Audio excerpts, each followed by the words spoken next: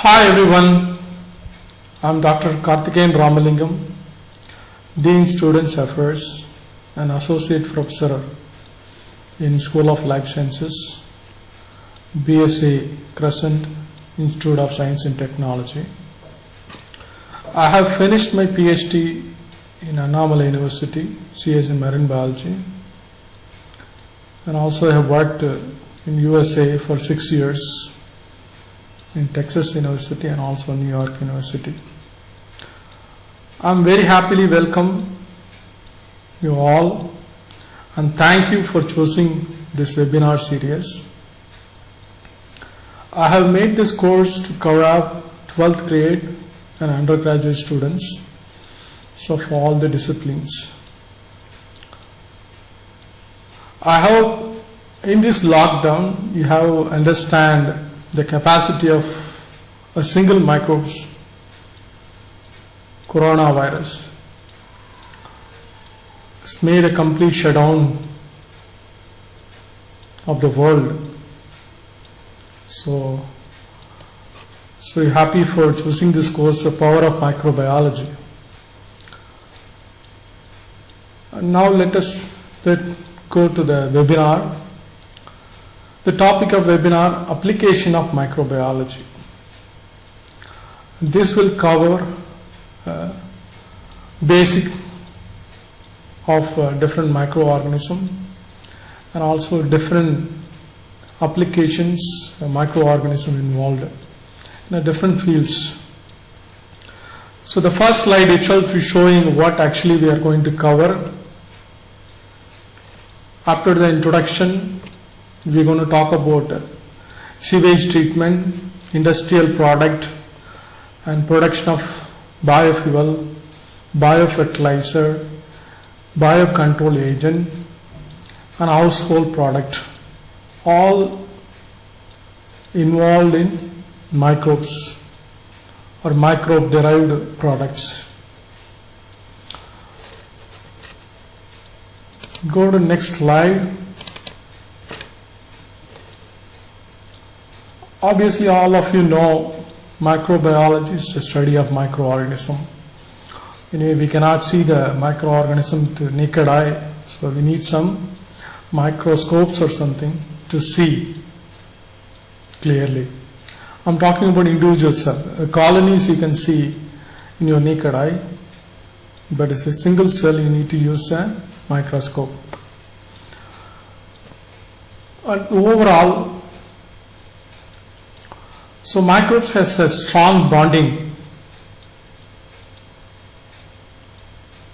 with the human lives. So some of the microbes are harmful to the human being. They cause disease like this COVID-19, and some of them cause food spoilage, or many of them doing the beneficial effects. So major types of microorganisms, whenever you talk about bacteria, fungi, microscopic algae, protozoa and viruses. So next slide, we'll see what are the difference between these different types of microorganisms. The first one, obviously people know, every TV, everywhere they're telling the same picture, coronavirus, COVID-19. So viruses are acellular, they are not a real cell. They consist of DNA or RNA as a core.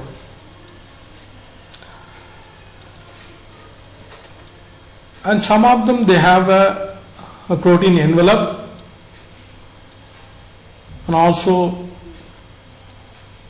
some virus they have a lipid envelope.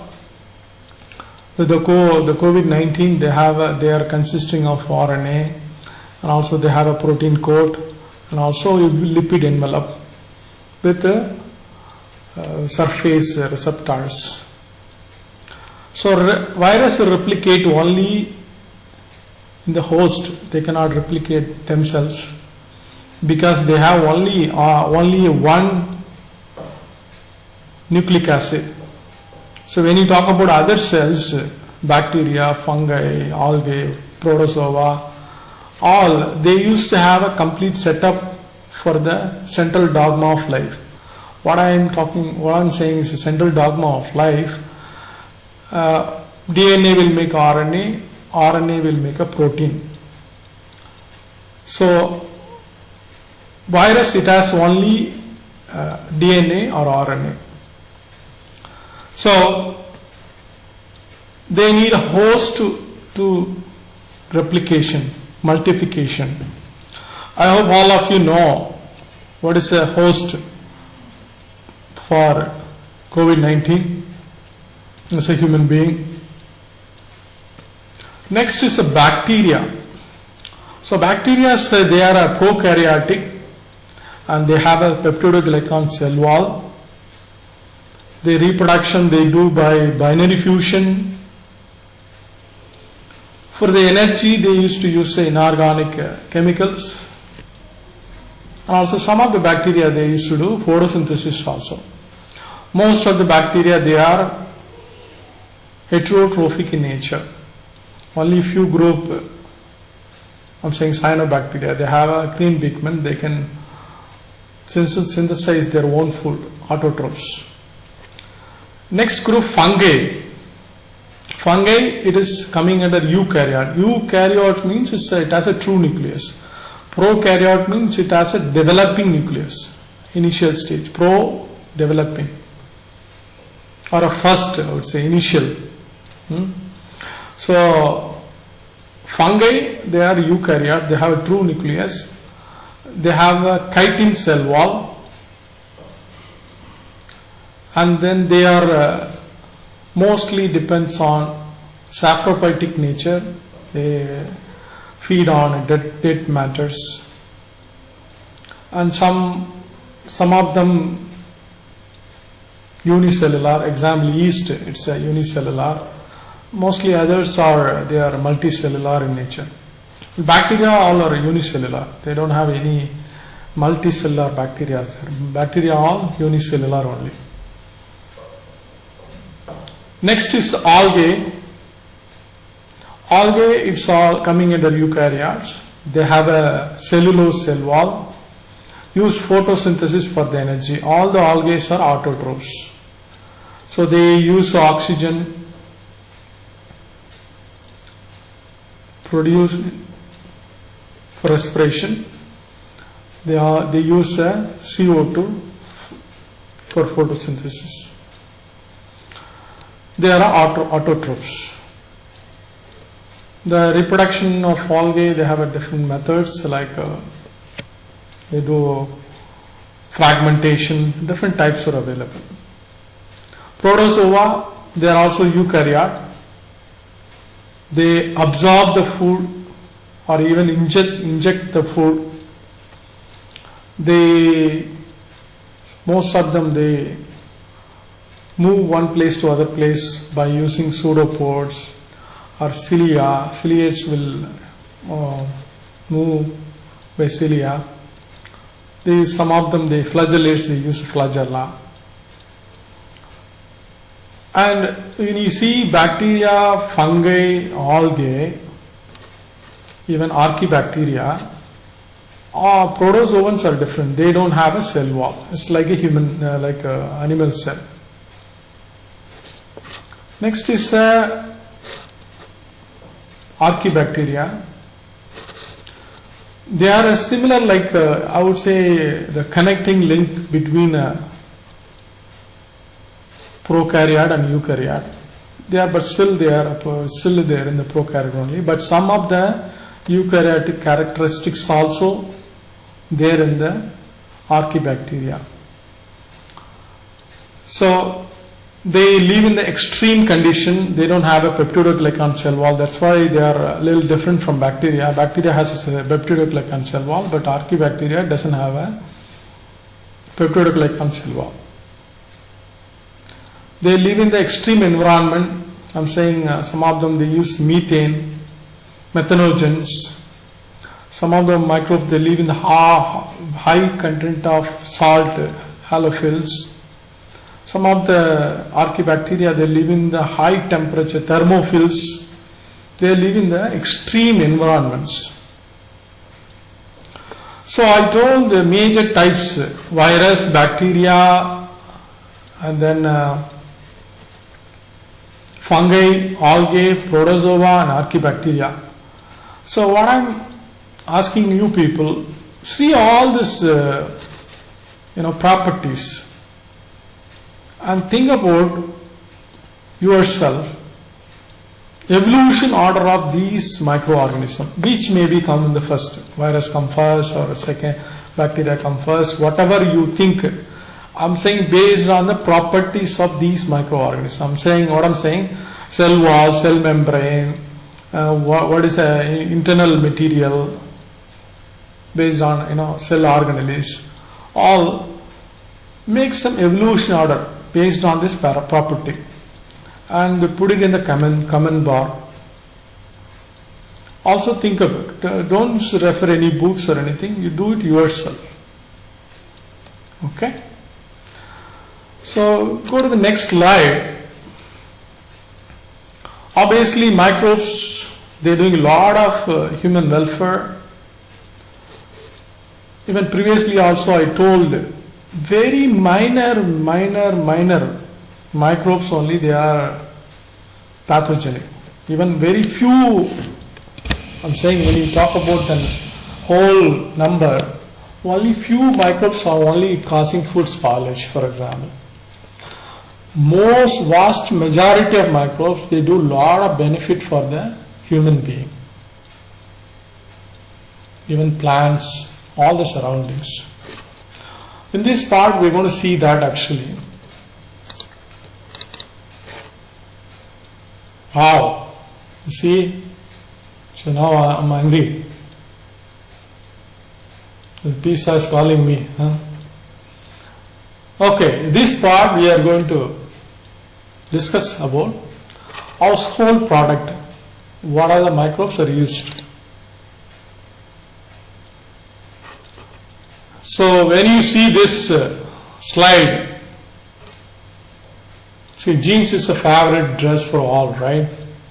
When girls or boys, youngsters or old man, all are we are using jeans pant. Even to make the jeans pant without microbes, no jeans. Think about it.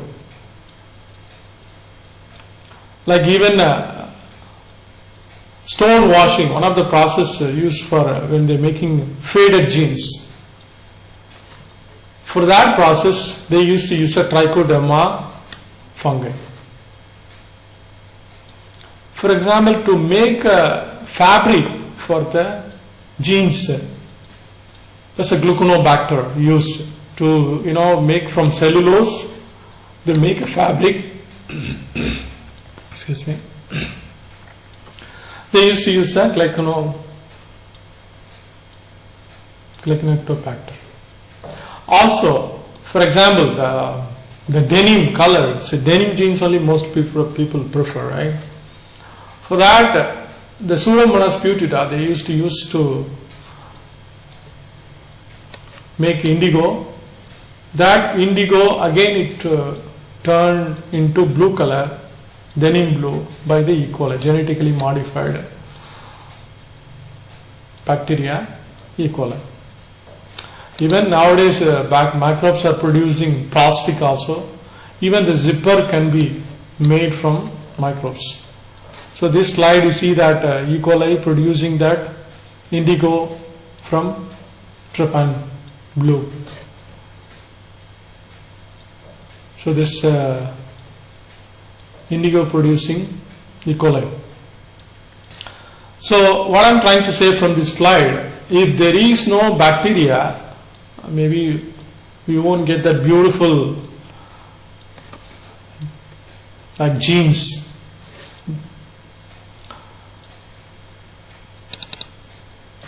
When you go to the next slide, see here, all making mouth watering.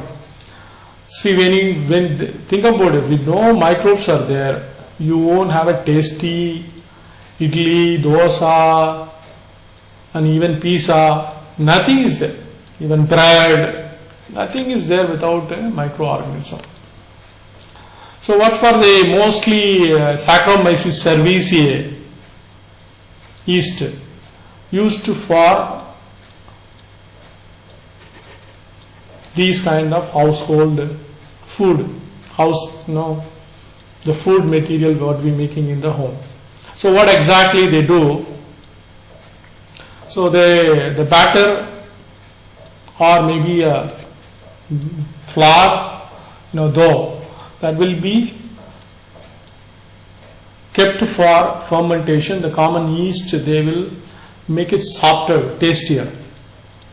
Or anyone, have you tried without fermenting the idli batter?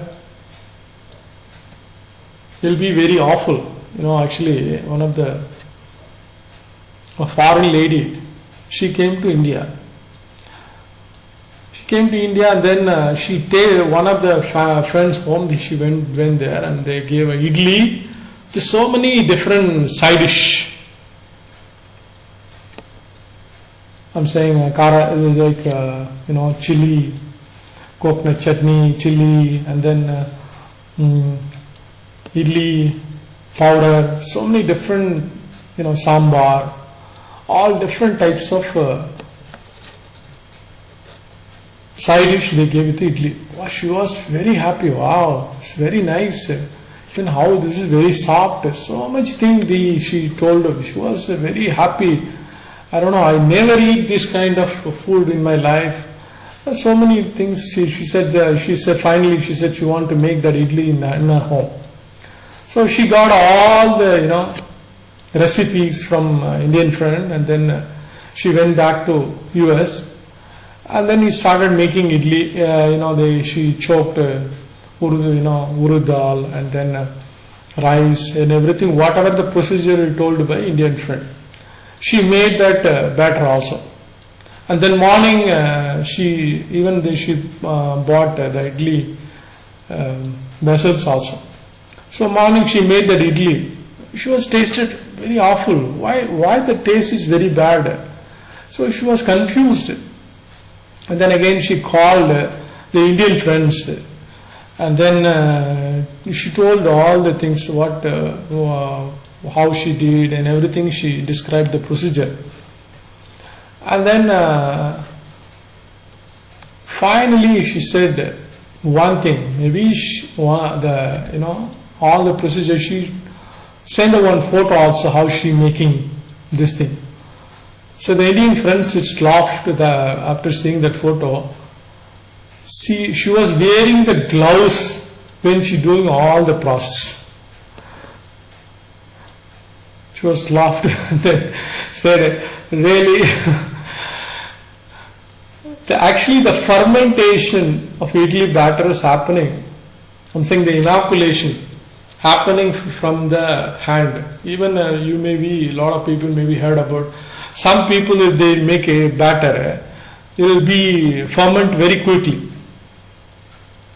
That the taste, complete fermentation will go very quickly. But someone they won't be that much faster, that fermentation process. All because of the inoculation going from the person who's putting salt and mixing the batter. So this kind of things also happen. And then maybe I don't know how many people have seen this one, this kind of toddy. So one of the alcoholic beverage created from the palm tree. Even every day they need to slice that tip of the sap of palm tree. So what is happening exactly there also, the fermentation happening, that fermentation producing alcohol, little amount of alcohol.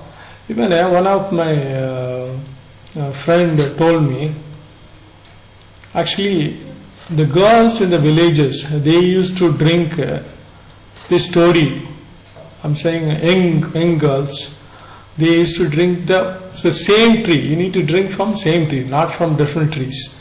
Every day you need to drink same tree toddy for almost 30 to 40 days. Your skin will be shiny and beautiful. Even if you glow like a princess. So you don't need to do any beauty work, but it will be this toddy will make you that much shiny and beautiful. I never tried, but this is so many people used to do. And the next slide is talking about cheese making.